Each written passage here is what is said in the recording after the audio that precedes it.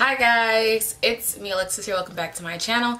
And in today's video I'm going to be giving my review of the new, well, new to me, of the new Covergirl TruBlend Matte Made Foundation.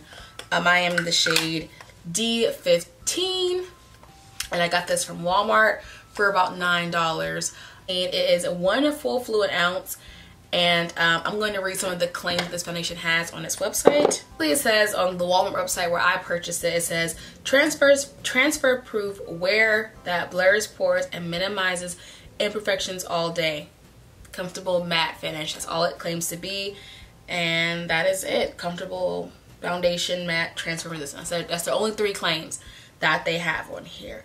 Now, let me just go with the first part of it. I put it on my skin.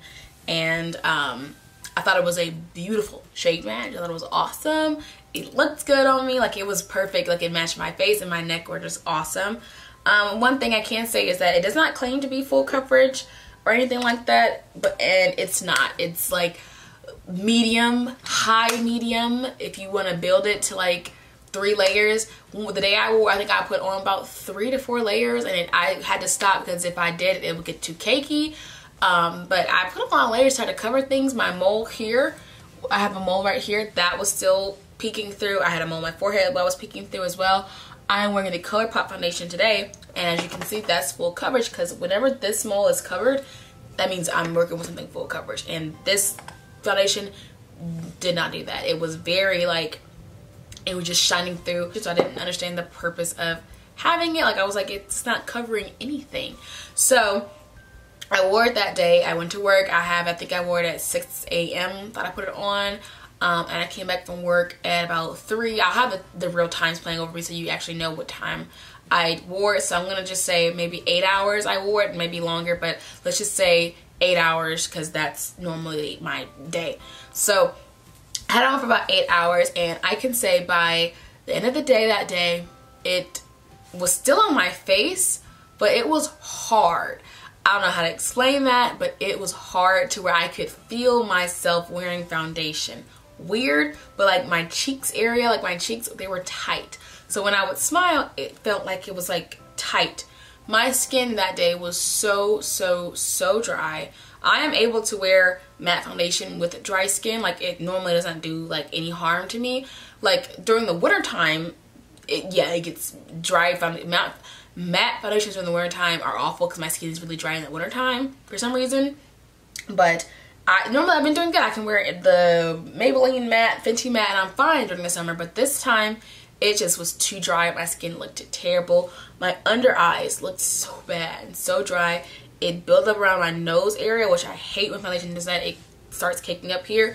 It might because I put on so many layers because I was trying to cover something. So it's probably my fault, but I wanted to actually wear foundation that covered something that day. So yeah. And then another thing that I noticed about the foundation that I hated is that I had these weird white dots all over my face. So I thought originally that it was like dandruff from my hair, but it was like under my chin area. And I'm like, why would dandruff be way down here? I thought dandruff would maybe be around like my forehead and maybe like behind. I don't know, but it was white spots all over my like upper lip, my under eyes, on my chin, my cheeks. Like, it was just these weird white dots, and I didn't know that was clashing with my primer.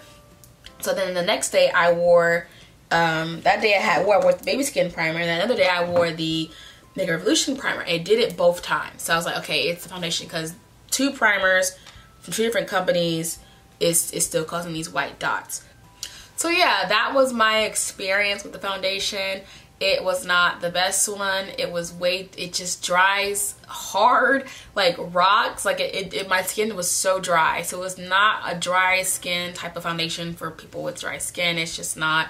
Like I said, normally if you have dry skin, you can wear matte and be okay. Like, I can wear matte foundation and be fine. Like, I'm wearing ColourPop today and it's matte and it's doing great for me right now. I actually really like it. I like it a lot actually. And I bought the new NYX Can't Stop, Won't Stop, which is also matte.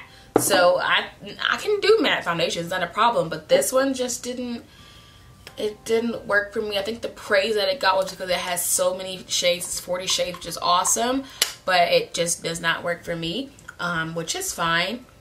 That is my quick review of it. If you want a foundation that has a great shade range and is affordable, and you might have oily skin, this might work for you. But for me, I'm going to say that I'm going to pass on this. I don't see myself reaching for this ever again. If I was really like, if I really hated it, I would return it. But I think I'm going to try to give this away to someone first before I can return it. Like, I'm going to say, try to give it to friends or something before I toss it. But yeah, I don't think I'm going to use it anymore. I do like the Maybelline one way better. That's the same like drugstore. I'm like the ColourPop one too. And yeah, so far I like those drugstore options instead of the CoverGirl one. So be on the lookout for the ColourPop foundation review and then Kennesaw Won't Stop foundation review as better options. Hopefully these two are great and then that one's just a dud. So hope you guys enjoyed the video and I'll see you in the next one. Bye. New to me, ColourPop. My review. So be on the lookout for